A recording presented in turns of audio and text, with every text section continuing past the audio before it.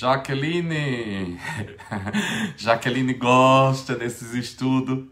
Josi Júnior. E estão chegando. Vinícius, meus alunos, shalom. Pastora Neide, deixa eu ver quem mais veio para aula. Pastora Catarina. Agora é aula. Rui. Oh, esse é um povo estudioso. Manu. Manu. Shalom, Jaque. E vamos lá. Hoje tem bastante coisa. Deixa eu ver aqui para eu compartilhar na minha página para que os outros possam. Confesso que estou com medo desses. Olha que eu tô maneirando, viu? Por dois motivos. Primeiro, que eu não quero gerar medo em ninguém. Segundo, que eu não quero... Eu não quero dar dor de cabeça para mim mesmo. Passei para dar um oi. Estou na estrada. Depois irei ver o vídeo. Tá certo, meu querido. Se cuide aí. Ai. Jaqueline é uma figura. Enquanto os demais vão chegando, já vá abrindo a sua Bíblia. Paz do Senhor. É de Minas Gerais, seja bem-vinda. Já vá abrindo a sua Bíblia. No livro do profeta Daniel, no capítulo 9, deixa aberto aí no capítulo 9, onde nós iremos estudar hoje e, claro, compartilhe nas suas redes sociais para que outras pessoas possam chegar, os outros alunos possam chegar. Shalom, Pastor Luiz, Irmã Maria. Deixa eu ver aqui meus apontamentos. Ready?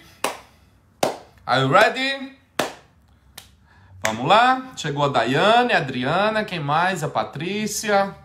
Patrícia Alves. Zuleide Agripino, minha irmã. Eita, vai estudar escatologia hoje. Patrícia Alves. Olha, essa daí é minha irmã também. Zuleide Agripino. É minha irmã. Irmã de sangue, viu? Janine, Alessandra. Oh, maravilha. You are ready? Lovely. Nós vamos começar só fazendo algumas observações com relação aos nosso método de estudo, né? Porque às vezes algumas pessoas me fazem comparações do tipo assim, me escrevem coisas do tipo assim: ah, pastor, eu ouvi um pregador tal falando, sei lá, que o anticristo era o Papa. Ah, eu ouvi um outro pregador falando que o anticristo... Irmãos, olha, quando nós tratamos de escatologia, para mim escatologia é o assunto mais complexo que tem, porque ele é o calcanhar de Aquiles e o sabão que muita gente escorrega. Então eu sei que tem muita gente que tenta encontrar coisas, chifre na cabeça de cavalo e vai buscar não sei aonde, não sei o quê.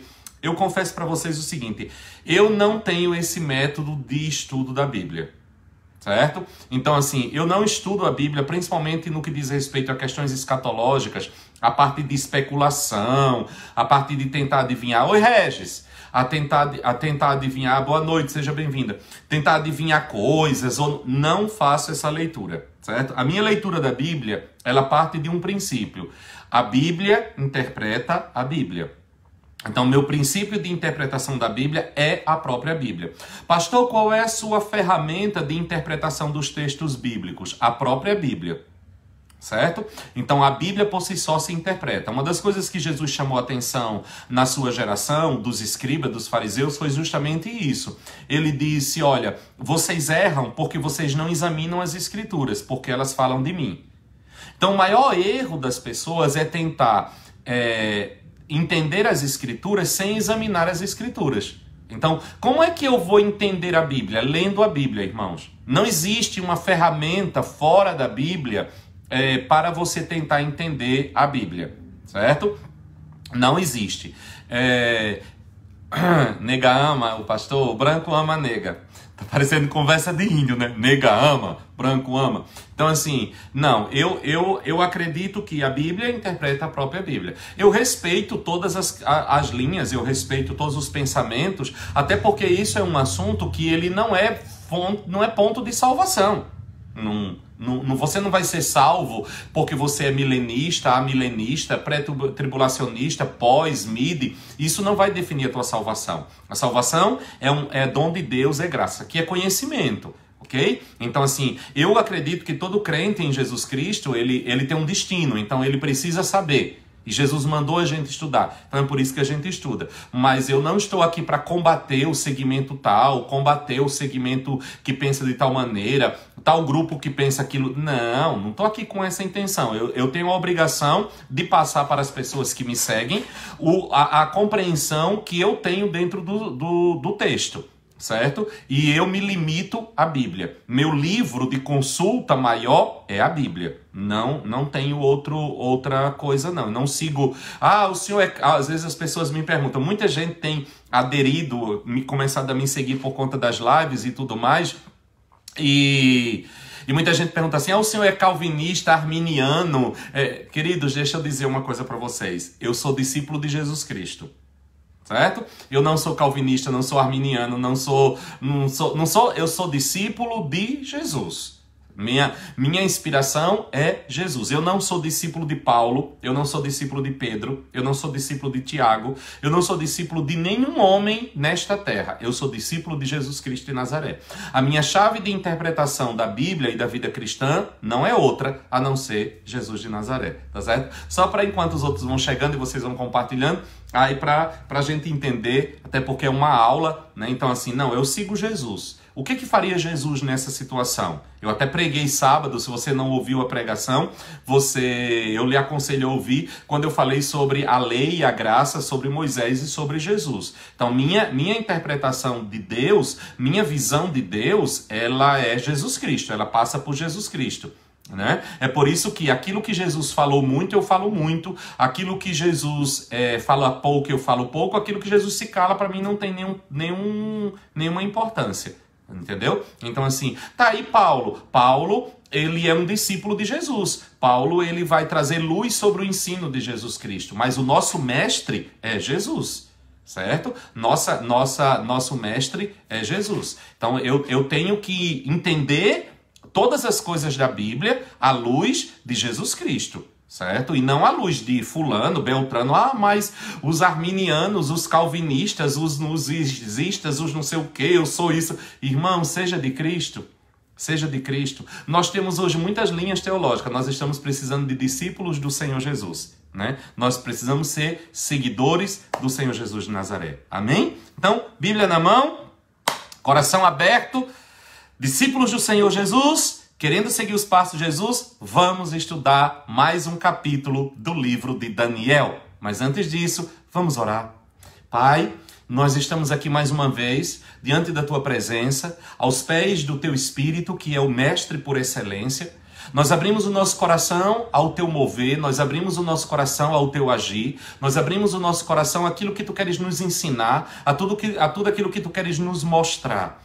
Senhor, que a nossa vida não seja uma vida cristã de uma fé emocional, emotiva, superficial, leviana, mas que ela seja uma fé pautada na Tua palavra.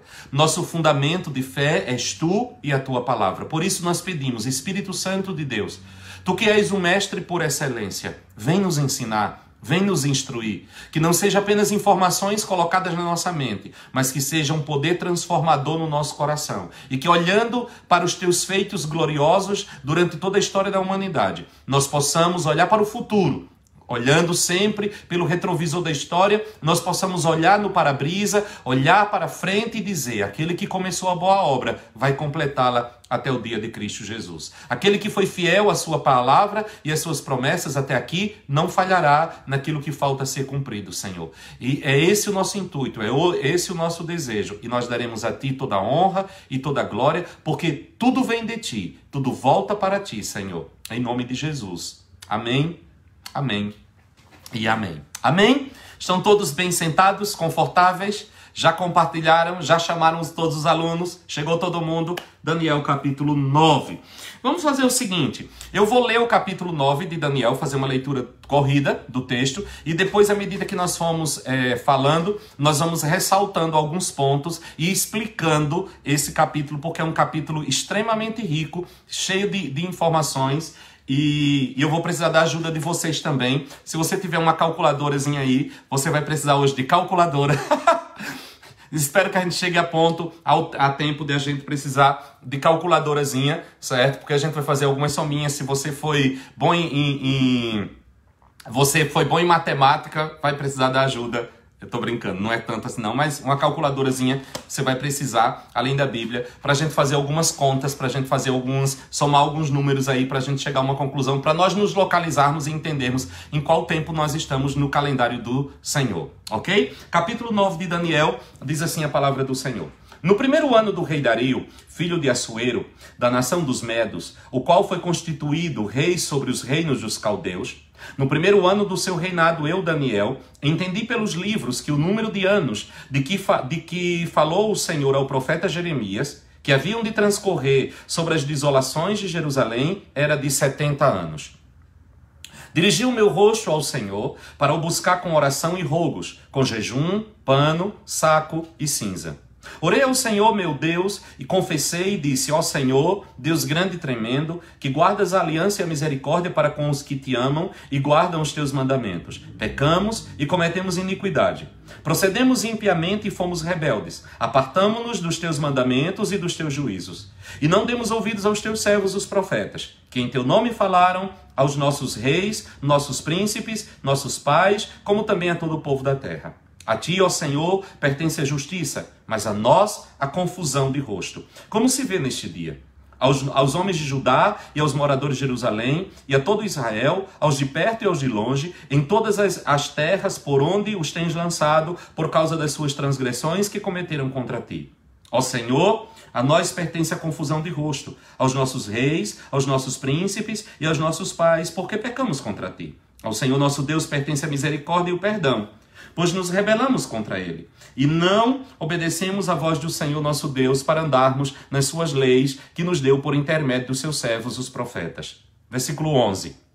Sim, todo Israel transgrediu a tua lei, desviando-se para não obedecer a tua voz. Por isso a maldição. O juramento que está escrito na lei de Moisés, servo de Deus, se derramou sobre nós porque pecamos contra ti. Ele confirmou a sua palavra que falou contra nós e contra os nossos juízes que nos julgavam, trazendo sobre nós um grande mal. Nunca debaixo de todo o céu aconteceu como em Jerusalém. Como está escrito na lei de Moisés, todo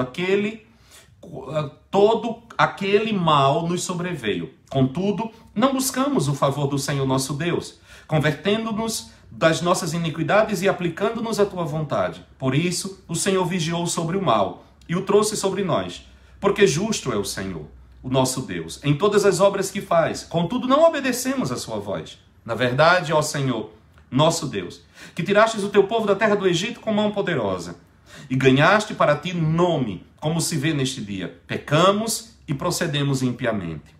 Ó Senhor, segundo todas as tuas justiças, aparte-se a tua ira e o teu furor da tua cidade de Jerusalém, do teu santo monte, porque por causa dos nossos pecados e por causa das iniquidades dos nossos pais, tornou-se Jerusalém e o teu povo um opróbrio para todos os que estão em redor de nós. Agora, ó Deus nosso, ouve a oração do teu servo e as suas súplicas, e sobre o teu santuário desolado faze resplandecer o teu rosto, por amor do Senhor. Inclina, ó Deus meu, os teus ouvidos e ouve. Abre os teus olhos e olha para a nossa desolação e para a cidade que é chamada pelo teu nome. Porque não lançamos as nossas súplicas perante a tua face, fiado em nossas justiças, mas em tuas muitas misericórdias. Ó Senhor, ouve. Ó Senhor, perdoa. Ó Senhor, atende-nos e opera sem tardar. Por amor de ti mesmo, ó Deus meu, porque a tua cidade e o teu povo se chamam pelo teu nome. Estando eu ainda falando e orando, e confessando o meu pecado e o pecado do meu povo Israel, e lançando a minha súplica perante a face do Senhor, meu Deus, pelo monte santo do meu Deus, estando eu, digo, ainda falando na oração, o homem Gabriel, ao anjo, certo? Que tinha visto na minha visão ao princípio. Lembra que nós vimos na aula passada? Gabriel que trouxe as revelações para ele.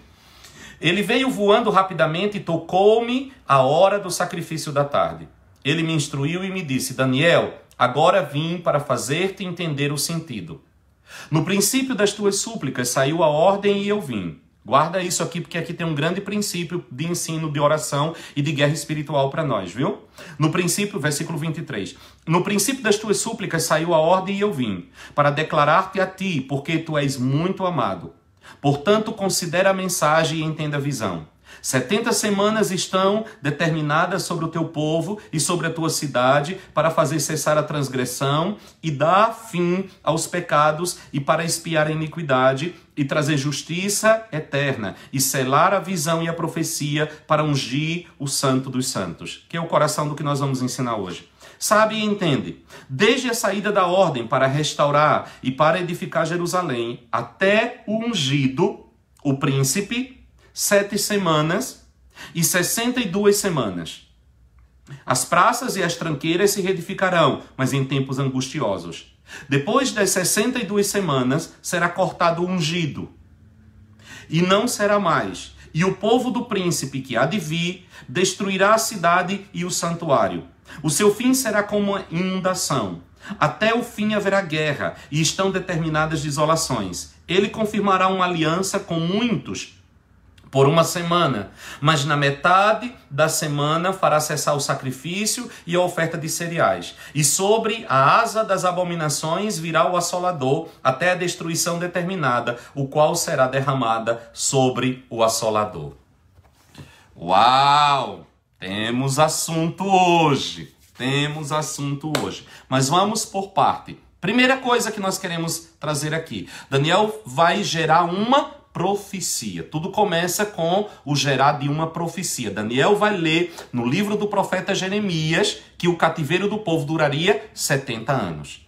Quando ele toma conhecimento disto, ele se coloca na brecha em oração a favor do povo de Israel, do seu povo. Ele deixa claro isso aqui, né, que ele está confessando, orando e confessando o pecado do meu povo Israel. Lembram do que eu falei nas primeiras aulas? Né? Lembra do que eu falei? Este livro é um livro escatológico, mas todas as vezes que você vê aqui os santos, povo de Deus, é uma palavra dirigida a Israel, não à igreja. Esquece igreja, a igreja não entra aqui nesse texto. Certo? Então, meu povo aqui não é a igreja, meu povo aqui é Israel. Daniel está gerando a libertação do povo que foi levado ao cativeiro babilônico, depois que ele vai ler o profeta Jeremias, e ele descobre que Jeremias profetizou que o cativeiro duraria 70 anos, ele vai fazer as contas. Daniel agora está com 82 anos de idade, ele é levado para a Babilônia com 14 anos, agora ele está com 82 anos de idade, ou seja, já está no finzinho, no cumprimento da profecia. Então ele entra agora num período de gerar a profecia. E aqui há uma lição, irmãos. Eu não quero apenas trazer um monte de conhecimento e sem aplicar na nossa vida prática. Aprenda uma grande lição no que Daniel vai ver. Aprenda uma grande lição no comportamento de Daniel. Quando Daniel examina as escrituras e ele percebe que há uma palavra profética com tempo determinado para acontecer, ele não fica sentado esperando que a profecia se cumpra. Porque as profecias, elas nunca se cumprem de maneira automática. Bota isso na tua cabeça. A profecia revela o plano de Deus. Mas para que o plano de Deus se torne uma realidade na terra, Deus trabalha... Deixa eu falar mais devagar que a pastora Tânia pediu. Deus trabalha em parceria com os homens. Salmo 115, versículo 16. Os céus são os céus de Yahvé, mas a terra ele deu aos filhos dos homens. Pois bem, para que Deus possa interferir na vida dos homens, se faz necessário, por um princípio de legalidade, se faz necessário que Deus entre em parceria com o homem. Então, a profecia revela o desejo do coração de Deus. Mas agora Deus tem um homem, Daniel, que entende a profecia. O que é que ele vai fazer? Ele vai gerar essa profecia. Ele vai orar por esta profecia, para que ela se torne agora uma realidade. Lembra da oração de Jesus? Venha a nós o teu reino. Seja feita a tua vontade, né? Exatamente o significado, Cláudio, de Daniel. Leia e entendam Daniel. Não é só ler Daniel, vocês precisam entender Daniel. Muito bem lembrado o que o Cláudio trouxe. Então assim, nós precisamos entender o que o Senhor está nos ensinando, princípios que Ele está nos trazendo, ok? Então aqui está o cenário. Daniel com 82 anos, o ano é 536 a.C., primeiro ano de Dario, o Medo, lembra? Os Medos e os Persas tomam o império, o domínio da Babilônia. Então, no primeiro ano do governo dele, Daniel está lá na Babilônia já há 68 anos. Já faz 68 anos que Daniel está na Babilônia. Como eu falei, ele foi levado possivelmente, não é uma coisa precisa, possivelmente com 14 anos de idade. Ele vai examinar o quê? O livro do profeta Jeremias. Nós já lemos estes textos de Jeremias, mas como nós não temos pressa, não é verdade? Alguém me perguntou, eu tenho recebido muitas mensagens. Pastor, quando passar a quarentena, o senhor vai continuar fazendo suas lives? Com certeza. Com certeza. Principalmente o encontro na Sala do Trono. E os seminários aqui, os cursos, vamos ver outros cursos que nós podemos dar, outros ensinos. Com certeza. Não vou perder essa porta que Deus abriu. Jeremias no capítulo 25, no versículo 8, diz assim a palavra do Senhor. Jeremias capítulo 25, versículo 8. Portanto, assim diz o Senhor dos Exércitos: visto que não escutastes as minhas palavras, convocarei todos os povos do norte, diz o Senhor, como também a Nabucodonosor, rei da Babilônia, meu servo, e os trarei sobre esta terra, e sobre os seus moradores, e sobre todas estas nações em redor, e os destruirei totalmente, e os porei por objeto de espanto e de assobio, e ruínas perpétua. Farei cessar entre eles a voz do fogueiro, e a voz da alegria, a voz do noivo e a voz da noiva, o som da voz, a luz. Versículo 12. Versículo, até chegar ao versículo. Então ele vai dizer aqui o que? Ele está trazendo, até chegar ao versículo 12. Ele promete que ele vai trazer todos os povos. Ele vai trazer, aliás, a Babilônia, que Nabucodonosor, seu servo, para punir Judá. Quando chega no capítulo 29, no versículo 10 diz assim, capítulo 29 de Jeremias, versículo 10 diz: assim diz o Senhor, certamente que passados 70 anos, é esse o texto que Daniel está lendo, aqui no capítulo 9 da sua profecia. Assim diz, certamente que passados 70 anos em Babilônia, atentarei para vós e cumprirei sobre vós a minha boa palavra, tornando-os a trazer a este lugar. Ok? Aí ele vai dizer, pois eu sei os planos que eu tenho para vós, mas eu queria só ler esse versículo, você pode ler depois até o versículo 14. Mas o que é que Daniel está lendo? Daniel está lendo essa profecia de Jeremias que diz que Deus iria levantar Nabucodonosor para punir Judá, trazer o povo cativo, mas ele diz, depois de 70 anos eu visitarei e levarei vocês de volta. Certo? Eu os levarei de volta. Então, lendo isso, Daniel vai entrar agora em intercessão para que esta profecia se torne realidade. E é interessante nós percebermos este homem Daniel, vamos pensar um pouco neste homem Daniel, né? Há duas coisas que sustentam a vida de Daniel: oração e palavra. Daniel é um homem de muita oração. Nós vemos um episódio na sua vida em que ele coloca a sua própria vida em jogo para não parar de orar. Há um decreto do rei de que ninguém pode orar ao seu Deus, e Daniel se rebela contra o decreto, sabendo que iria ser jogado na cova dos leões, e Deus intervém. Deus intervém miraculosamente nesta situação. É um homem de oração, mas você vai descobrir que é um homem de palavra. O que Daniel se devota a orar? Aquilo que ele encontra examinando as Escrituras. E aqui, irmãos, está o segredo de uma vida com Deus bem-sucedida: oração e palavra. A vida de um crente deve ser essa: oração e palavra, oração e palavra, oração e palavra. Quando você cansar, aí você vira o disco: palavra e oração, palavra e oração, palavra e oração. Não tem, essa é a nossa dieta. Essa é a nossa dieta, certo? E nós aprendemos isso com este homem chamado Daniel. Outra coisa interessante, que falando ainda desse período do cativeiro, né? Eu já falei isso para vocês, mas só relembrando, uma das grandes contribuições que o Império Babilônico trouxe foram o nascimento das sinagogas, né? Aí ele vai orar, ele vai clamar com intensidade, né, está chegando o tempo da profecia se cumprir, ele não espera o tempo passar, ele não fica passivo diante da circunstância, ele se humilha diante do Senhor, certo? A primeira coisa da oração de Daniel, uma humilhação diante de Deus, ok? Dos versículos, não vou fazer um exegese versículo por versículo, mas apenas citar alguns pontos que vale a pena ressaltar. Do versículo 4 até o versículo 19, nós vamos ver Daniel, primeiro ele começa adorando a Deus, a adoração como arma, né? Adoração como porta para receber as revelações de Deus. Ele adora a Deus por sua fidelidade, ele adora a Deus por sua aliança, ele adora a Deus por sua misericórdia, porque Deus está pronto para perdoar. Outra coisa interessante, Daniel é um homem justo, Daniel é um homem santo, Daniel é um menino que chegou com 14 anos no meio de tudo aquilo, né, que poderia encher os olhos dele, mas ele determina, ele propõe no seu coração, não vai se contaminar com as coisas do rei, não vai se contaminar com a Babilônia, né? Mas quando ele chega para gerar uma profecia que não diz respeito apenas a ele, mas diz respeito a todo Israel, olha aqui o princípio da intercessão. Como é que Daniel intercede pela profecia? Não se colocando de fora, como se ele nada tivesse a ver com aquilo. Mas ele vai tomar agora Israel, o pecado de Israel, tudo que levou o povo de Judá a ser levado cativo, ele toma sobre ele e ele confessa os pecados. Você vai ver isso aqui do versículo 5 até o versículo 15. Ele vai confessar os pecados de Israel como se fossem pecados dele. Em nenhum momento você vai encontrar Daniel orando na segunda pessoa. Eles pecaram, eles fizeram. Não, nunca.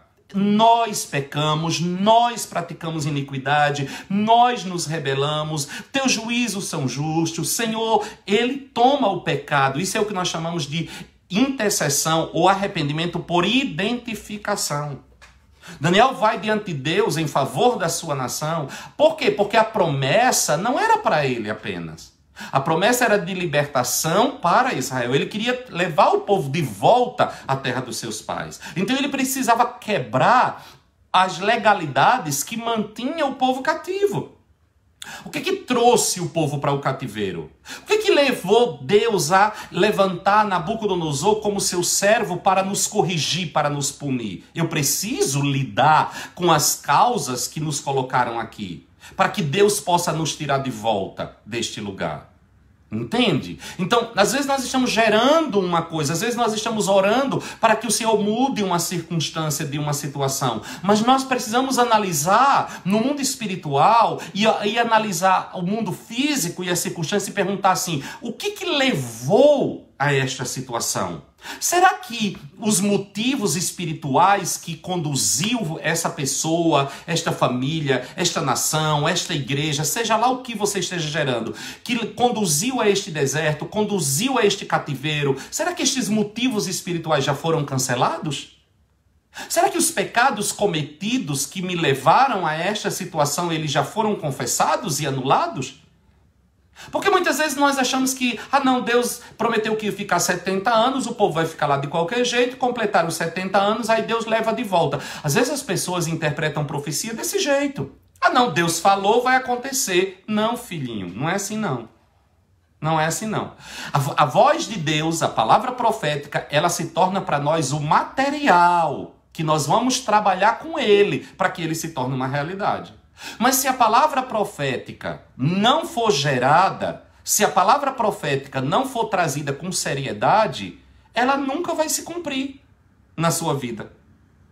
Ai, pastor, eu aprendi que quem tem promessas de Deus não morre.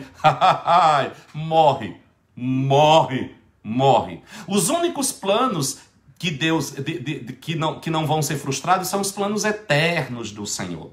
O projeto eterno do Senhor nunca vai ser frustrado. Você quer ver uma coisa? Deus estabeleceu, Deus levantou Israel para quê? Para que em Israel fosse abençoada todas as famílias da terra. Como? Israel é o povo escolhido como? Para trazer o Messias.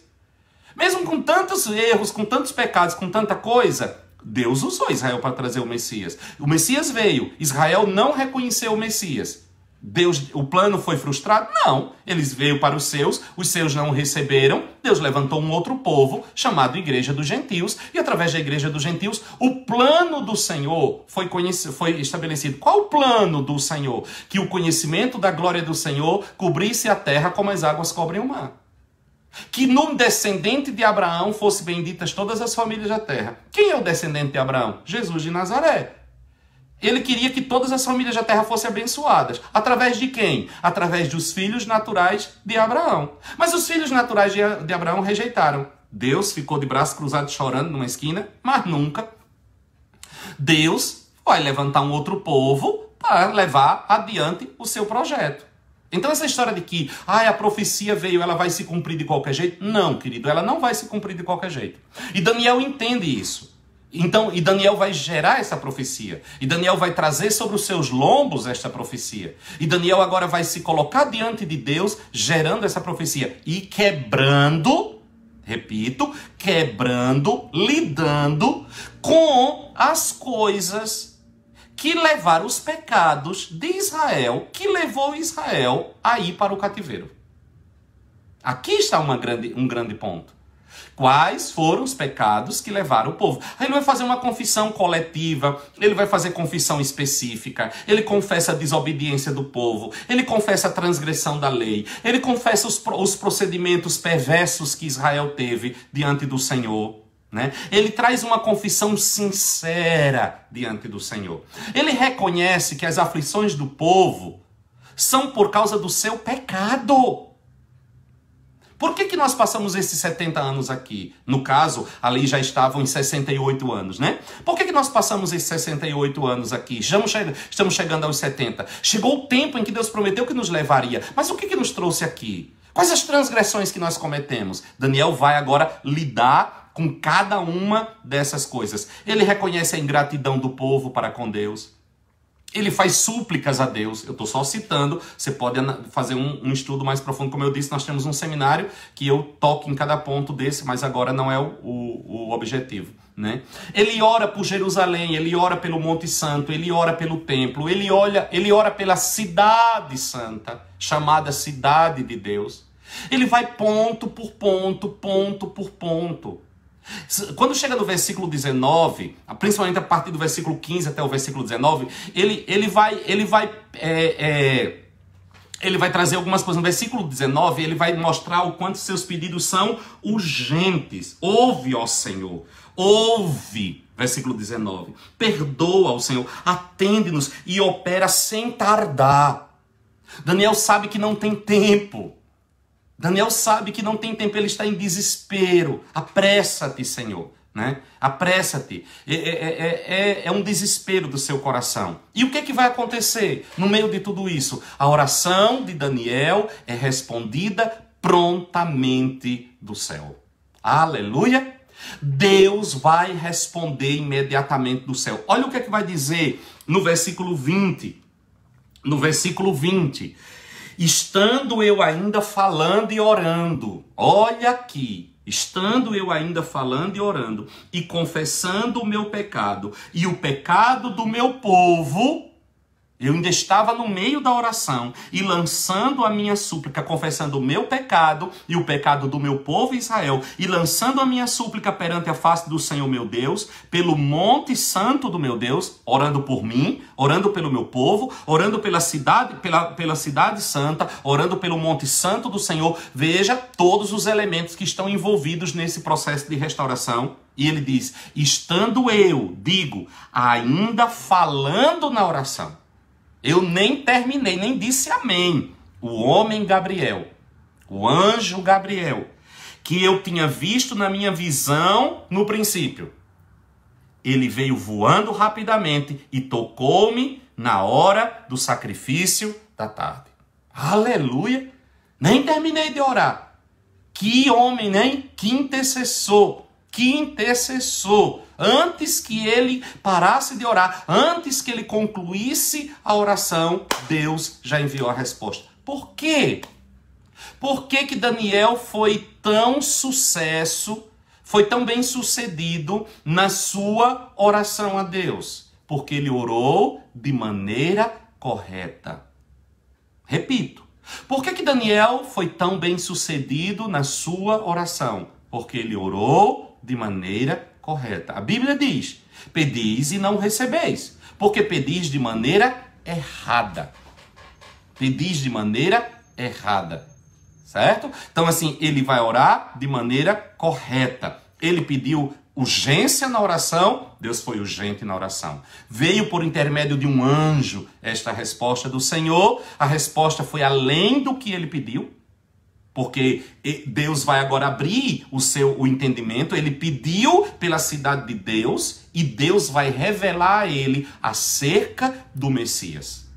Ele está orando para que o povo seja voltado, seja devolvido para a sua terra, Israel, porque havia uma promessa. Ele está orando a promessa.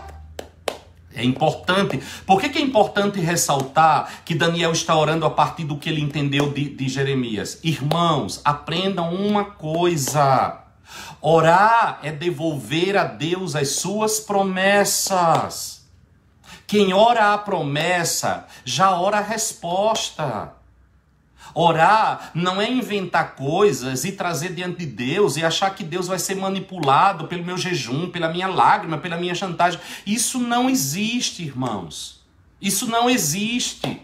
Deus não é manipulável.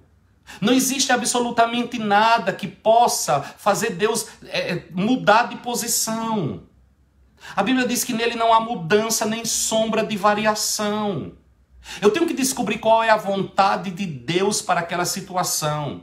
E aí eu vou orar em cima da promessa do Senhor. Eu apresentarei a Deus as promessas que Ele fez. E não vou sair inventando coisa.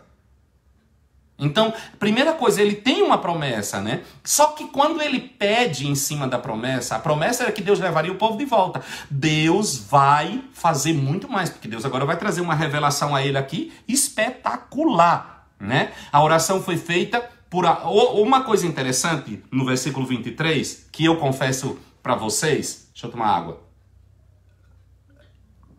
Eu confesso para vocês que é uma das frases, uma das expressões de Deus com relação a alguém, que eu acho uma das mais espetaculares que existe. No versículo 23 diz assim, no princípio, isso é o anjo que está dizendo a ele, no princípio das tuas súplicas saiu a ordem e eu vim para declarar-te, porque és muito amado. Diga aí, você, um anjo do Senhor, chega imediatamente por causa de uma oração tua, trazendo uma resposta de Deus para você. E quando ele chega diz, olha, na hora que você começou a orar, Deus me enviou do trono para trazer a resposta, porque você é muito amado. Uau! Já valeu a oração. Você é muito amado. Né? Diga aí, gente, não fazia parte do recado de Deus, mas o anjo Gabriel, quando chega diante de Daniel, dá um testemunho do que se passa no céu a respeito de Daniel. Daniel, é como se ele dissesse, Daniel, tem um comentário lá no céu, teu nome é falado lá no céu, tenho ouvido falar de ti e tu és muito amado. O céu te ama, a glória te ama. Tu és um homem amado. Que coisa, não, irmão? Já pensou? Um anjo chegar e dizer assim, ó, só uma coisa assim, ó. O chefe te ama, viu? Tu tem o chefe é assim contigo, viu? Tu tem um xodó lá com ele, ele tem um xodó contigo, que tu é o queridinho. É como se tu é o queridinho de Yahvé. Tu és o queridinho do Senhor. Eu acho essa expressão espetacular. Ele recebe uma grande revelação do céu. Ele vai receber uma grande revelação do céu. Sobre o quê? Sobre a pessoa do Messias prometido. Primeira coisa que ele vai receber, uma revelação sobre o Messias prometido. Outra coisa, o Messias, no versículo 25, e é interessante, vamos lá, ele recebe uma revelação grande, né? A partir do versículo 24, a respeito do que nós chamamos as 70 semanas de Daniel. Deixa eu só dizer uma coisa aqui para você se localizar. Quando nós falamos de de linguagem escatológica, semanas aqui não são semanas de dias, são semanas de ano. Certo? Então são 70 semanas de ano. O que é uma semana de anos? Não são 7 dias, são 7 anos. Ok? Então são semanas de ano. Isso é uma contagem escatológica. Desculpa. Então são semanas de ano e não semanas de dia. Ele vai trazer aqui uma revelação a respeito das 70 semanas. 70 semanas estão destinadas sobre o teu povo. Veja, 70 às 70 semanas dizem respeito ao povo de Daniel. Volta ao ponto. Cuidado, porque muita gente desliza aqui. As 70 semanas estão destinadas sobre o teu povo. Quem é o povo de Daniel? Hein, turma? Classe? Quem é o povo de Daniel? É a igreja? Igreja dos gentios? Claro que não. O povo de Daniel é Israel. E Deus vai deixar claro, através do seu anjo, que as 70 semanas estão destinadas sobre o teu povo e sobre a tua santa cidade. Todas as 70 semanas dizem respeito a duas coisas: o teu povo e a tua cidade. Há um povo específico e há um cenário específico. Certo? Então bote isso na sua cabeça. Localize-se para não fazer uma interpretação errada. Primeiro, o povo, o teu povo. O local, a tua cidade. Que cidade? Jerusalém.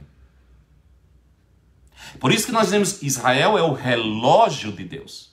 Você quer entender o que vai acontecer nos últimos dias? Olhe para Israel. Israel é o relógio do Senhor.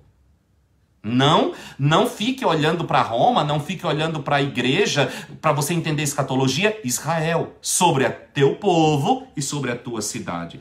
Para fazer cessar a transgressão, nós já lemos, depois eu volto aqui. Eu queria só ressaltar isso.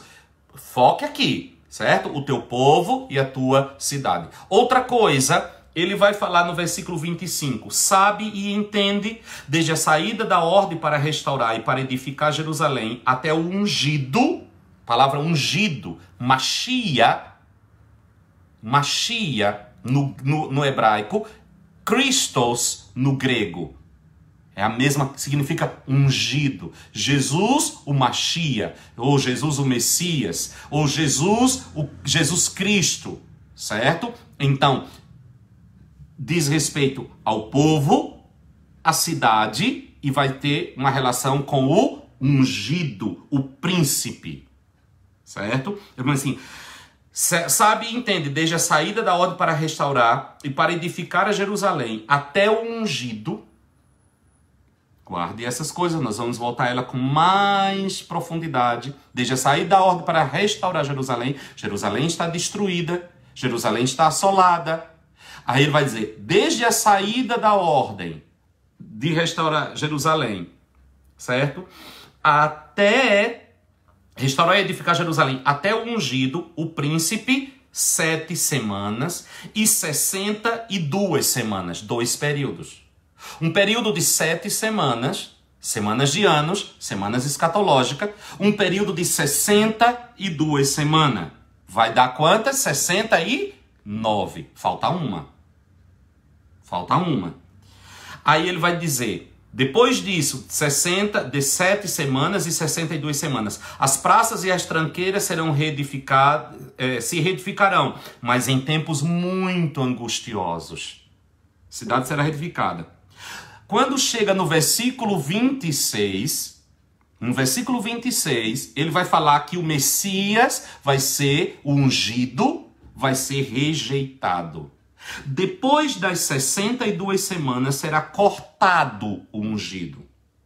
Fala da rejeição do ungido. E não será mais. O ungido, o Mashiach, o Cristo, será cortado. Quando? Depois das 69 semanas. A primeira semana, 7 semanas, depois 62 semanas. Depois deste tempo, que começa a ser contado a partir do decreto para a restauração de Jerusalém, Depois disso, o Messias será cortado e não será mais. E o povo do príncipe, estrangeiro, né? O povo do príncipe, que há de vir, destruirá a cidade e o santuário. O povo estrangeiro, não Israel, povo do príncipe, o povo fora da aliança, o povo fora da promessa, destruirá a cidade e o santuário. O seu fim será como uma inundação. E ele diz, até o fim haverá guerra. No versículo 26, como eu estou lendo, né, há uma clara revelação da destruição de Jerusalém. Que vai acontecer quando? Essa profecia no ano 70, quando Tito Romano invade Jerusalém, destrói o templo, que só ficou aquele muro que hoje é conhecido como o Muro das Lamentações. Ok?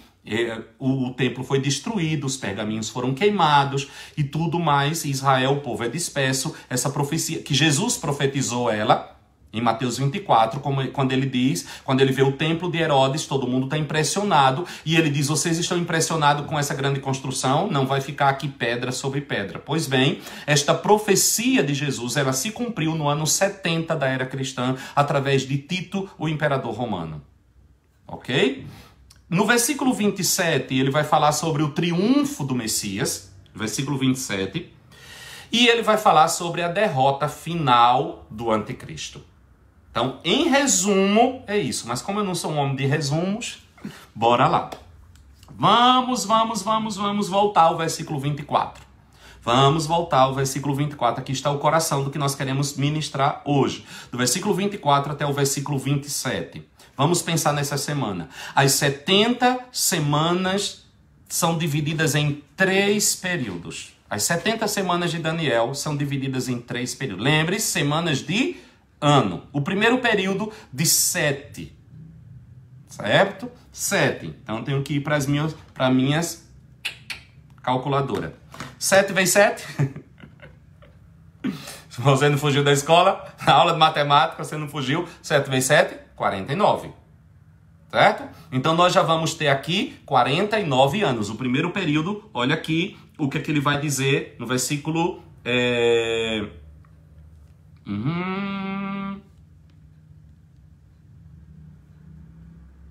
No versículo 25, sabe e entende desde a saída da ordem para restaurar e para edificar Jerusalém até o príncipe 7 semanas. Primeiro período, 7 semanas. Então guarde isso, 49, 7 semanas. Depois ele diz, o segundo período, e 62 semanas. 62 semanas. 62 vezes 7. 62 vezes 7. Bora lá? 62 vezes 7. 434. Então, o primeiro período, 49 anos. O segundo período, 434 anos. Que 69, cristã? Que 69?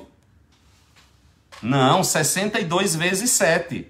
62 vezes 7.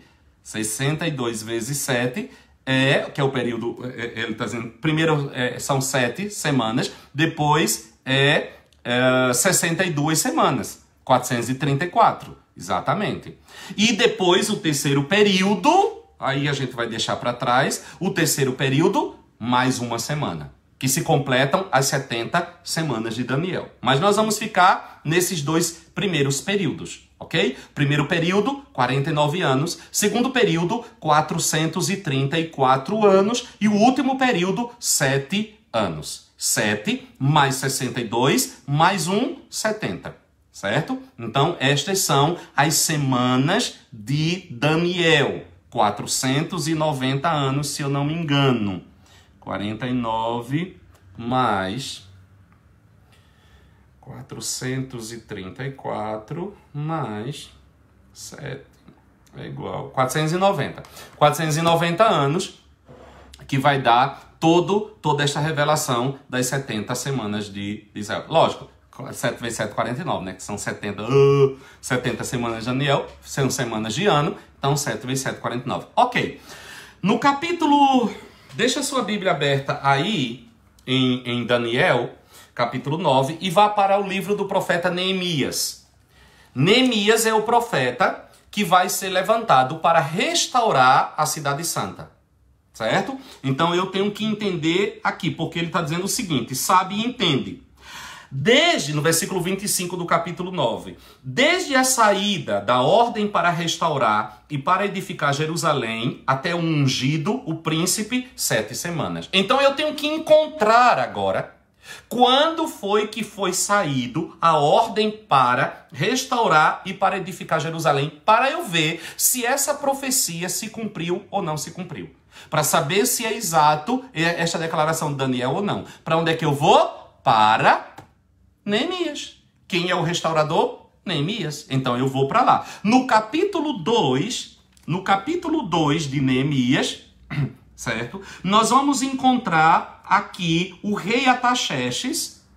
No capítulo 2, você vai ter, a partir do versículo 1, no mês de Nisan, no 20º ano do rei Artaxerxes, quando lhe trouxeram o vinho, eu o tomei e o dei ao rei. Nunca antes eu estivera triste na presença do rei. Aí eu tenho que entrar para a história e descobrir quando que foi o 20º ano do rei Artaxerxes. O ano 445 antes de Cristo. Certo? Então, assim, quando que foi sair o edito, aliás, quando que foi liberado o edito de Artaxerxes para a restauração do templo de Jerusalém, para a restauração da cidade, o ano 445.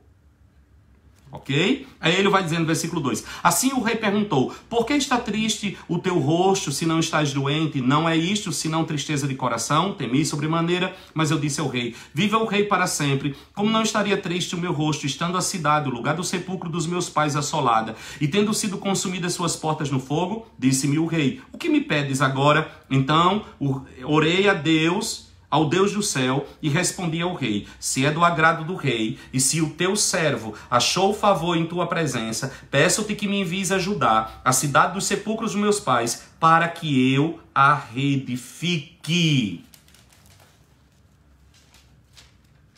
Quando é que o rei atende o clamor dele e o envia? Quando é que sai esse edito? No ano 445. Quanto tempo demorou a restauração de Jerusalém, o trabalho de Neemias? 49 anos. Então eu voltei aqui do ano 445 até 396 a.C., a primeira semana de Daniel. Daniel disse que essa contagem seria a partir da emissão do edito para a restauração da cidade. Esse edito é liberado em 445 e Neemias vai demorar 49 anos para poder restaurar a cidade. O trabalho de Neemias, o ministério de Neemias é de 49 anos. Certo? Então, ele vai se encerrar em 396. 49 anos, a primeira semana. Ok? O segundo período, ele vai demorar 434 anos. Pois bem, agora vamos lá. Presta atenção. Estão todos aí comigo? Presta bem atenção. Se eu pego o segundo período, ele vai demorar... ele vai ser de 434 anos. Ok. Se eu vou e pego e coloco 396, ok? O segundo período começa em 396. Se eu pego e coloco 434 são as 62 semanas de Daniel. 62 semanas. 434 anos. Eu vou pegar agora esses 434 anos e eu vou subtrair os 396 anos que falta, que é de quando termina o primeiro período da primeira semana. Então eu vou fazer a conta. 434 menos 396 é igual a 38. Aí você deve estar dizendo assim, pera, pastor, então tá errado. Tá errado. Quem está aí? Dá um sinalzinho que vocês estão tudo calado. 38. O Ivo já respondeu, ou foi a Jaqueline. 38 anos. Aí você diz assim, peraí, volta lá para Daniel. Volta para Daniel no capítulo 9, no versículo 25, né? Sim, ano 38. 38, calma. 38 é o ano, 38 é o tempo que falta, certo? Se eu subtraio 434, que é o do segundo período, 62 semanas, 434 anos. O ano que terminou o primeiro período foi o ano 396, que durou de 445 a 396. Se eu pego agora o tempo que falta, 434 anos, e eu coloco 396, subtraio, vai dar 38 anos. E o que Daniel vai dizer aqui? Qual foi a palavra do anjo a ele? Sabe e entende, desde a saída da ordem para restaurar e para edificar Jerusalém até o ungido o príncipe, 7 semanas. E 62 semanas. Aí no versículo 26 ele diz assim, depois das 62 semanas, chegou agora aqui, depois das 62 semanas, será cortado o ungido e ele não será mais. Talvez você esteja agora dizendo, é muito número, Tânia? Para estudar a Bíblia tem que saber até de matemática. Aí você talvez esteja dizendo assim, mas espera aí. Ele está dizendo no versículo 26 que depois das 62 semanas, o ungido seria cortado, morto. Então, pastor, peraí. Então, Jesus tá confusa com muitos números, depois você ouve, reouve. Então você poderia assim dizer assim, então Jesus, ele deveria ter morrido no ano 38? Como assim? Tem um erro, Jesus morreu com 33 anos e meio, 33 para 33 anos e meio, e esses 5 anos, esses 4 anos, que está faltando aí, esses 4 anos e meio. Aí você vai ter que fazer uma outra conta. Que ano Jesus nasceu? Que ano Jesus nasceu? O grande problema é o seguinte. O ano do nascimento de Jesus Cristo, ele só foi estabelecido no ano de 525 depois de Cristo, pelo abade Dionísio Exíguo, e passou a valer o ano 1 da era cristã. Em 525 foi estabelecido o calendário antes de Cristo, depois de Cristo. E este abade Dionísio fez uma conta, estabeleceu essa conta e a partir dali começou a contar. Zerou e começou a contar. Então, na nossa cabeça, Jesus nasceu no ano 0. Jesus nasceu no ano 0. A Patrícia respondeu, Jesus nasceu no ano 0. Só que está errado. Certo? Nós sabemos hoje que houve um erro no calendário, nessa mudança do calendário lunar para o calendário solar, em 525. Houve um erro nessa contagem. Isso foi descoberto no século VII, no século XVII, aliás. No século XVII foi feita uma recontagem e chegou-se à conclusão de que Dionísio se enganou e existe um erro, certo? Ou existe um erro nessa contagem de 4 a 7 anos. Quando foi que Jesus nasceu? Jesus nasceu possivelmente no ano 6 antes de Cristo. Parece uma loucura, né? Pastor Orlando. Jesus nasceu no ano 6, entre 4 e 6, não podemos ser categóricos, entre o ano 4 e 6 antes de Cristo. Ok?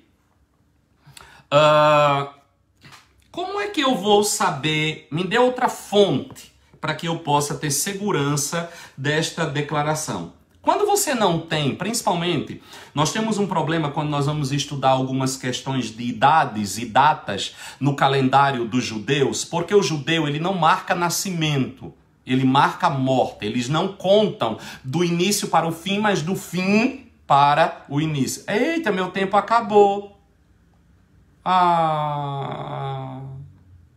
Meu tempo acabou, e agora? Deixa eu ouvir aqui alguma manifestação. Eu paro ou continuo? Meu tempo acabou, gente. Alguém se manifesta aí, diga alguma coisa.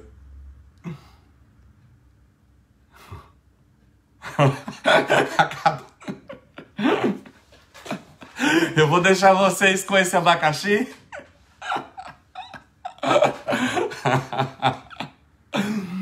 Veja, então bora lá, mais um pouquinho para fechar este raciocínio e você compreender aí. Quando nós vamos olhar para algumas coisas com relação a datas, por exemplo, Jesus nasceu em dezembro? Não. Nós temos que pegar a vida, algumas literaturas paralelas, para poder discernir o que aconteceu naquele tempo, localizar a história dentro da história secular, pegar histórias do judeu, jogar dentro da história secular, no período em que aquilo aconteceu, para que a partir do calendário romano, das literaturas seculares, nós possamos ter mais ou menos uma noção. Então, peraí. Eu não sei a data exata do nascimento de Jesus. Eu sei quando ele morreu. Ele morre aos 33 anos e meio. Mas eu não sei quando ele nasceu. Eu tenho que fazer uma contagem regressiva para poder chegar na sua data. Mas como nós temos dois calendários que se chocam, um calendário lunar e um calendário solar... O Willa disse, tu não aguenta ele não. E um calendário solar, então nós temos aqui um choque. Então nós vamos ter que ir para uma coisa. Deixa a sua Bíblia aí em Daniel e vá lá para Lucas capítulo 3. Lucas é um historiador, o evangelho de Lucas é um evangelho de pesquisa, então ele vai trazer algumas coisas interessantes. Algumas coisas interessantes que podem nos ajudar a compreender estas coisas e localizar na história o ano em que Jesus Cristo nasceu. Lucas, no capítulo 3, no versículo 23, ele vai falar a respeito da genealogia de Jesus e vai dizer assim, ora, o mesmo Jesus tinha quase 30 anos quando começou o seu ministério. Ok? Então eu sei quando Jesus começou o seu ministério. Jesus começou o seu ministério quando ele tinha 30 anos. Pois bem, se eu voltar para o capítulo 2, eu vou encontrar o nascimento de Jesus. No capítulo 2, no versículo 1, eu vou encontrar o nascimento de Jesus. E aqui eu tenho uma fonte que vai me ajudar muito a compreender quando foi que Jesus nasceu.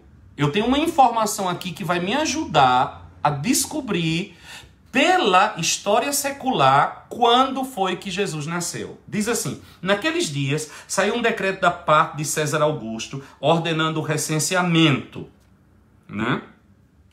Este primeiro recenseamento foi feito segundo Quirino, governador da Síria.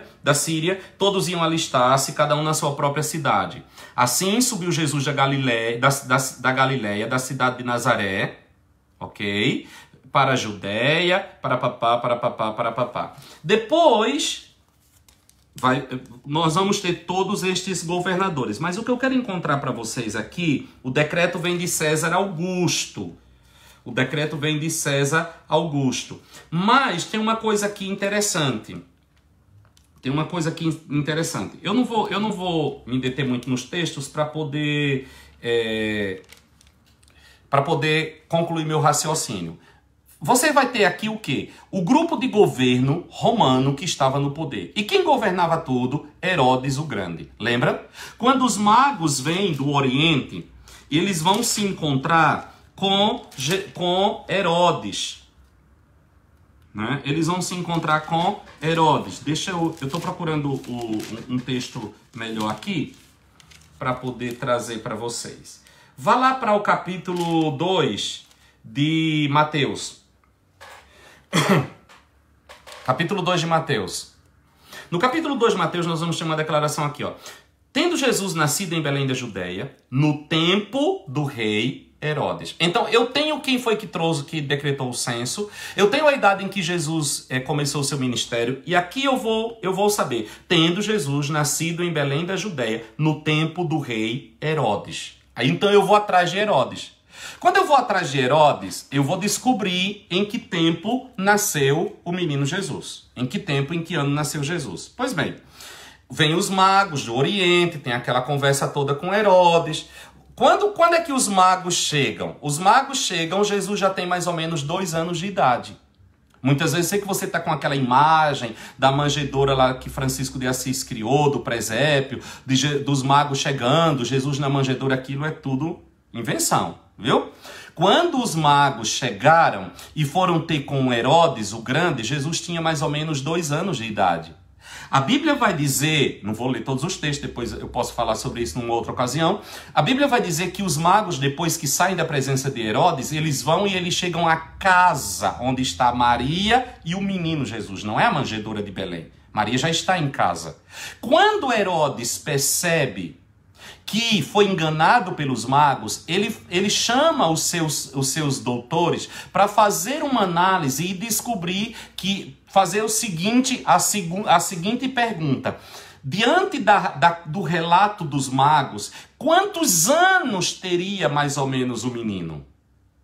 A partir do relato dos magos, quando teria nascido o menino? E Herodes chega a uma conclusão. O menino devia ter mais ou menos uma média de quase 2 anos de idade. Jesus já tinha 2 anos de idade quando os magos chegaram. Como é que nós sabemos disso? Pelo decreto que Herodes emite. Herodes emite um decreto mandando matar as crianças de que idade? Herodes manda matar recém-nascido? Não, gente. Herodes manda matar todas as crianças de 2 anos para baixo. E como que Herodes chegou a esta conclusão? Ele chega a esta conclusão baseado na... Olha aqui, no capítulo 2 de Mateus diz assim... Versículo 16 diz: Então Herodes, vendo-se iludido pelos magos, irritou-se muito e mandou matar a todos os meninos de Belém e de todos os arredores de 2 anos para baixo, segundo... Certo? Olha o texto. Segundo o tempo que diligentemente inquirira dos magos. Por que ele mandou matar as crianças de 2 anos para baixo? Ele estava ali seguindo o tempo que ele inquiriu dos magos. Tempo que? O tempo em que o menino tinha nascido. Os magos vieram orientados pela estrela, mas essa estrela era o objeto de consulta dele já fazia 2 anos.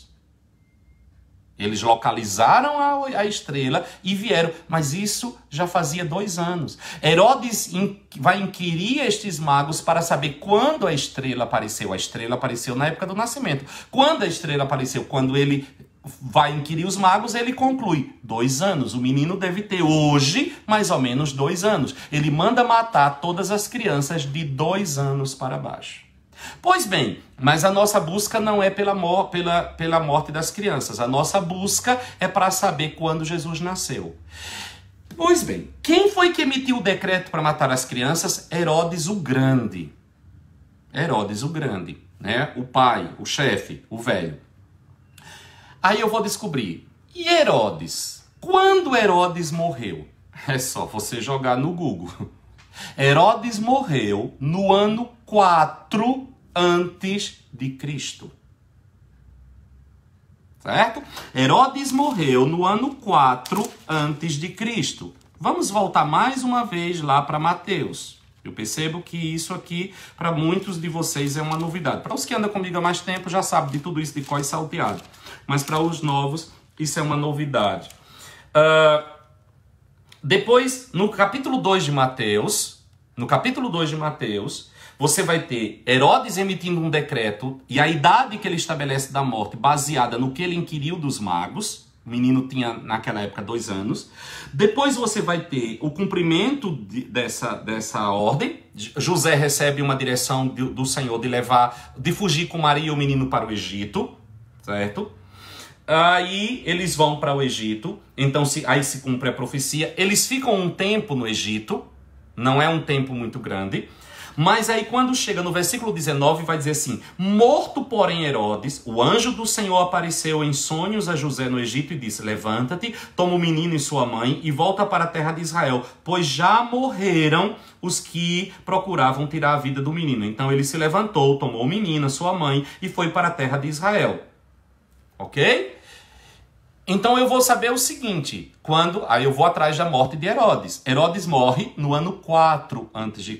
Se Herodes morreu no ano 4 a.C., se esse acontecimento se deu no mesmo ano, certo? Entre a emissão do decreto e a morte de Herodes, a fuga para o Egito, sabemos que José e Maria não ficaram muito tempo no Egito, né?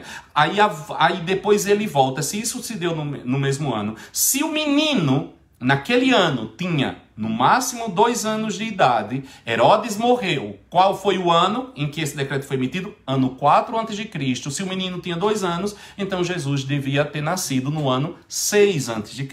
É por isso que os historiadores colocam entre o ano 7 e o ano 4.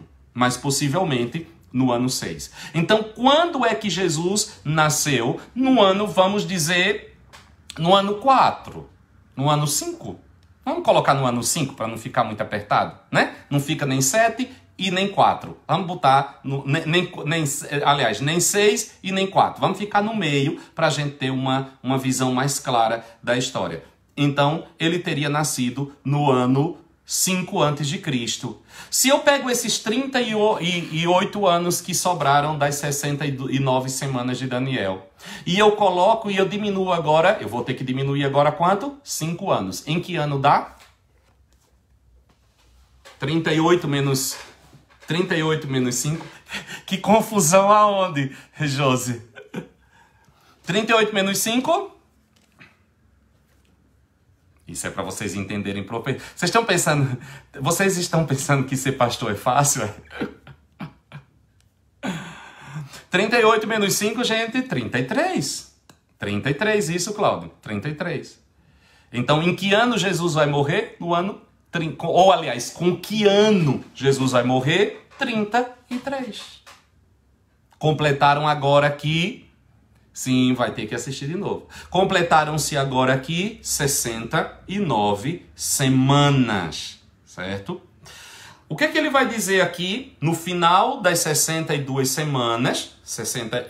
Uma semana mais 62 semanas, o ungido será cortado, morto, certo? Morto, segundo ele vai dizer no versículo 26. E depois disso, aí nós vamos ter um gap. É interessante isso, olha.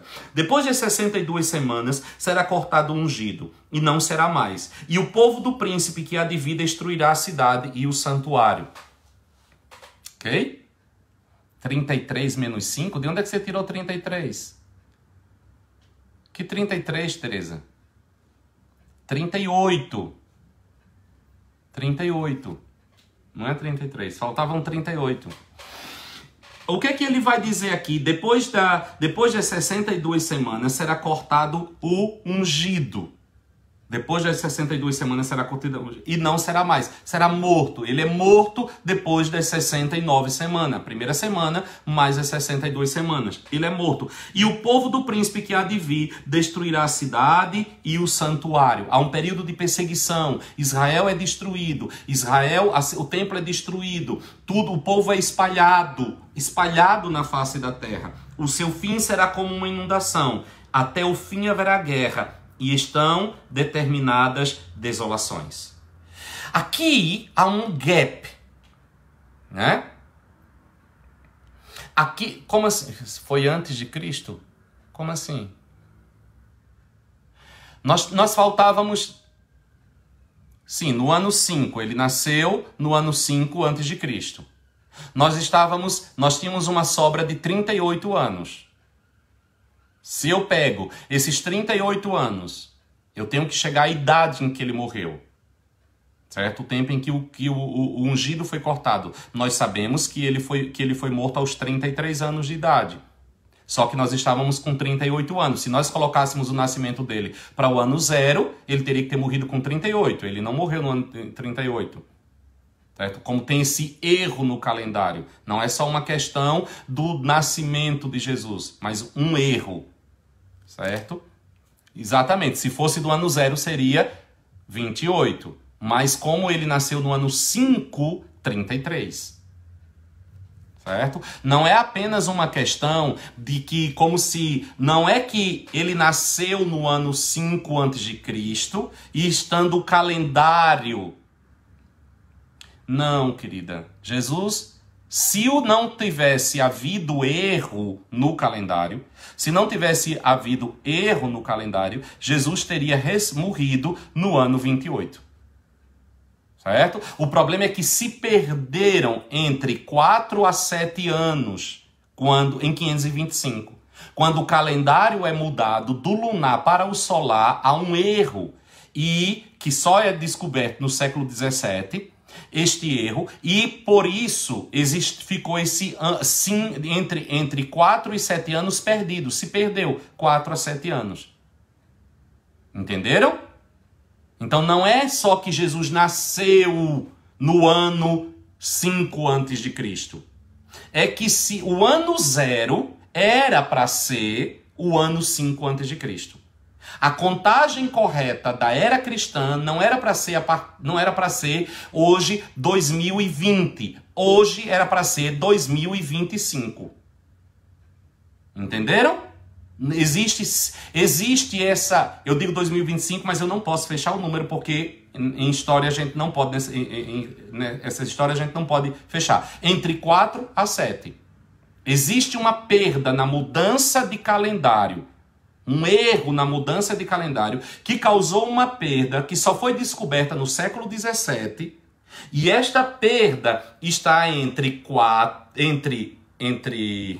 4 a 7 anos. Entenderam? Então, não é que Jesus nasceu, não é que o calendário está certo e Jesus nasceu no ano 5 a.C. Certo? Não é 33 menos 5. Não tem 33 menos 5. Esqueça isso. Não existe. É 33 mais 5. Eu que não estou vendo direito. Exatamente. 33 mais 5. Esse 5... que nós estamos colocando aí é os 5 do erro do calendário. Existe um erro. Ao mudar o calendário lunar para o gregoriano, houve este erro que só foi descoberto no século XVII. Entenderam? Então não é um erro da coisa. Vocês já entenderam. Vocês são tudo inteligente. Mas só para vocês perceberem. O que é que nós vamos ter aqui? Entre a 69ª semana de Daniel, que se encerra na morte do ungido, há um período de desolação sobre Israel.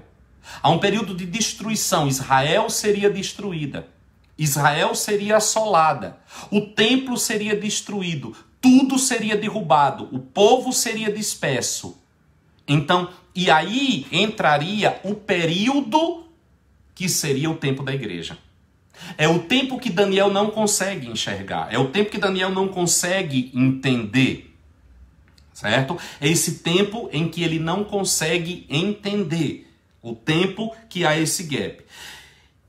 Para que? Até que chegue a última semana. O que falta a última semana? A última semana. Agora, veja. Porque Deus ele vai falar de 70 semanas. 69 semanas se cumpriram e se encerraram na morte do Messias. A partir daí, Jerusalém, o povo de Israel é disperso. Prestem atenção a isso. Presta muita atenção a isso. O povo de Israel é disperso. Jerusalém é destruída. Aliás, Jerusalém é destruída. O templo é destruído. Tudo isso é lançado por terra. Anos 70 da era cristã, Tito, imperador romano, destrói tudo. Israel é espalhado. Chega ao ponto em que Israel some do mapa. Não existe Israel. Como que vai se cumprir a última semana? Quando vai se cumprir a última semana? Lembrem-se do que Daniel estava orando. As 70 semanas, veja, as 70 semanas, versículo 24. Por que eu não creio que a 70ª semana de Daniel se cumpriu depois da 69ª? Porque depois da 69ª semana vem a destruição. Israel deixa de existir. O nome de Israel some do mapa, passa a ser chamado Palestina. Jerusalém se chama Hélia Capitolina. O templo é destruído, judeus são massacrados, 6 milhões de judeus são mortos em campo na Segunda Guerra Mundial. Não tem mais judeus espalhados pelo mundo inteiro. Pastor, mas a 70ª semana não pode ter acontecido das 70 semanas de Daniel, não pode ter acontecido nesse período? Não pode ter acontecido. Não pode ter acontecido. Por que não pode ter acontecido? Olha o que é que diz o versículo 24. 70 semanas estão destinadas sobre o teu povo e sobre a tua santa cidade. Então, as 70 semanas estão destinadas a se cumprir sobre o teu povo, Daniel e Israel, e o cenário, a santa cidade. Se o povo desapareceu, a língua deixou de ser falada, não tem o povo, não tem a nação, não tem a cidade, eu não posso dizer que esta profecia, que a 70ª semana se cumpriu. Para se cumprir a 70ª semana, é necessário restaurar o povo e a cidade.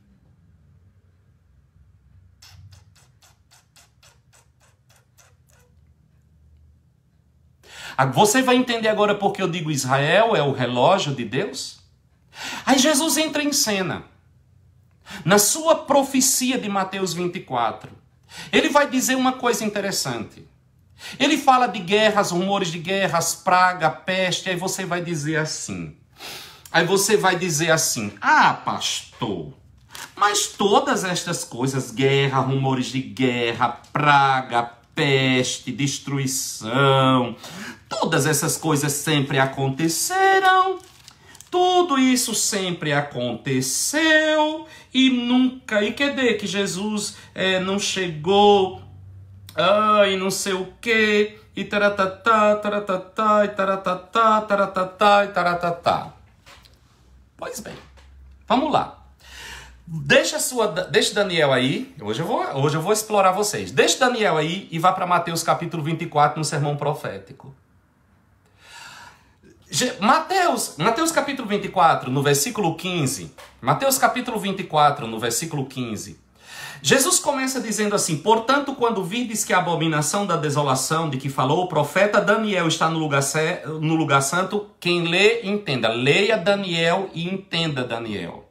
Eu estou lendo Daniel e entendendo Daniel. Eu já fiz as contas de Daniel e eu cheguei à conclusão de que 69 semanas de Daniel já se cumpriram. A 70ª não se cumpriu. Por que ela não se cumpriu? Porque ela precisa do povo e do cenário. O povo foi espalhado na terra e desapareceu, e o cenário também foi destruído. Israel saiu do mapa. Se você pegar os mapas antigos, antes de 1948, não tem Israel, é Palestina.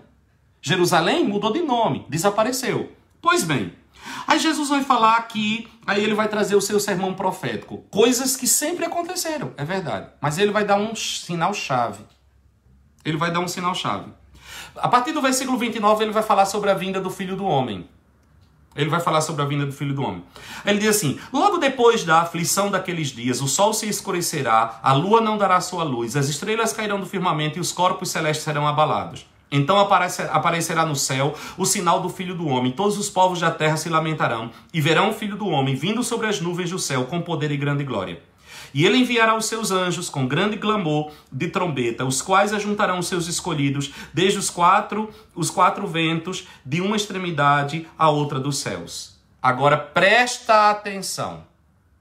Presta atenção. Bota tico e teco para funcionar. Aprendei agora esta parábola da figueira. Jesus está falando do sermão profético, fala de um monte de coisas que aconteceu. Uma delas, aí ele entra agora na vinda dele, na volta dele, no arrebatamento da igreja, no regresso de Jesus. Aí ele vai dar uma dica aqui que é chave. Aprendam agora a parábola da figueira. O que é a parábola da figueira? Quem é a figueira na Bíblia? Israel.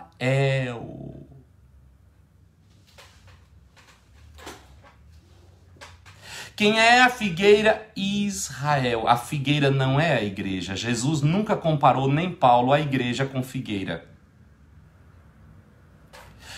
Aliás, Paulo vai dizer que nós éramos zambujeiros malditos enxertados na oliveira. Israel sempre foi comparado a uma planta, uma árvore. A parábola, plantei uma vinha. Israel é a figueira, a videira, a oliveira. Aprendei a parábola da figueira. Quando já os seus ramos se tornarem tenros e brotam folhas, sabeis que está próximo o verão. Igualmente vós. Quando a figueira, os seus ramos ficam tenros e eles botam folha, sabeis que está próximo o verão. Igualmente vós. Quando virdes estas coisas, sabei que ele está próximo à porta. Olhe para a figueira. Aprendam com a parábola da figueira. Quando seus ramos se tornarem fortes, quando elas começarem a dar folhas. Versículo 34. Em verdade vos digo, não passará esta geração sem que todas estas coisas aconteçam. Os céus e a terra passarão, mas as minhas palavras não passarão. O que Jesus está dizendo? Haverá uma geração que verá, em todas as gerações vocês vão ter guerras, praga, peste, fome, destruição. Mas eu vou dar um sinal. Haverá uma chave de interpretação. A figueira. A figueira foi destruída no ano 70. A figueira Israel desapareceu no ano 70. Ela vai brotar outra vez, mas não basta brotar. Ela vai dar folhas, ela vai dar ramos, ela vai ficar forte. Prestem atenção. Esta geração que vê guerras, rumores de guerras, praga, peste, destruição, e que fizer parte da geração da figueira florida, não passará sem ver o Filho do Homem vindo do céu com poder e grande glória. O Senhor está marcando a volta de Cristo? Não, eu estou chamando a sua atenção de que você e eu estamos vendo guerra, fome, praga, peste, doença, como nunca se viu. Estamos vendo, mas isso aconteceu na peste negra, isso aconteceu no não sei o quê. A nível mundial, como está acontecendo nos nossos dias, nunca. Esta é a pior deste século. E dentro deste século, 1948, a figueira nasceu. 1948, a figueira nasceu por um decreto das Nações Unidas, nasce o Estado de Israel. Judeus começam a voltar de todos os lugares do mundo. 2018, se eu não me engano, 2019 ou 2018, os Estados Unidos reconhecem Jerusalém como capital do Estado de Israel. A figueira começa a dar ramos, a figueira começa a ficar forte, a figueira começa a ficar tenra. Aí ele disse, pois bem, a geração da figueira, preste atenção à parábola da figueira, a geração da figueira, tenra, não é nascida só, tenra, forte, com folhas e ramos. A geração da figueira verá os acontecimentos que eu disse no sermão todinho, olhando para Daniel. Esta geração da figueira não vai passar sem ver o cumprimento de todas as coisas. Amados, preciosos e queridos irmãos em Cristo Jesus. Amados, preciosos e queridos irmãos em Cristo Jesus, o Rei está voltando, o Rei está voltando, a trombeta está soando, o meu nome a chamar. O Rei está voltando, o Rei está voltando, aleluia, Ele vem me buscar.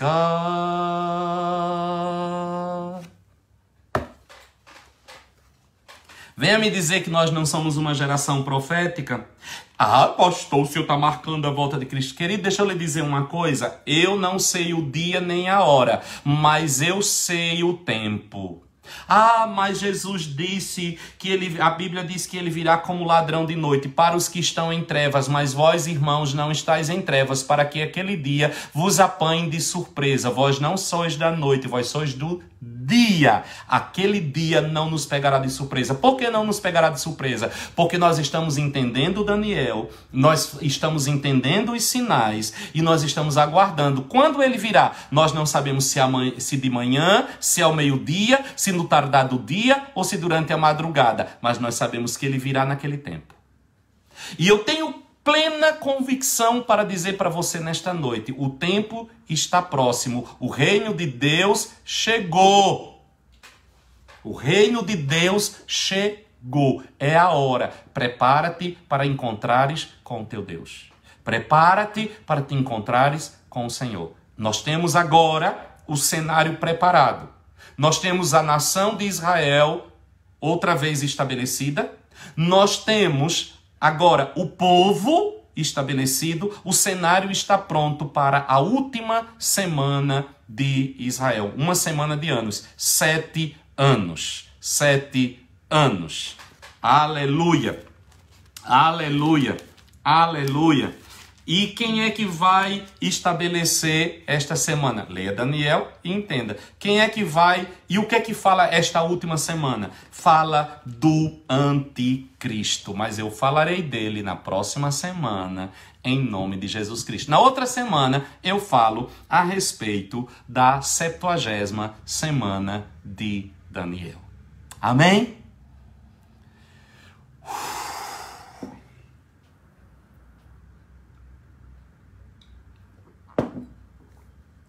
Tem dúvidas?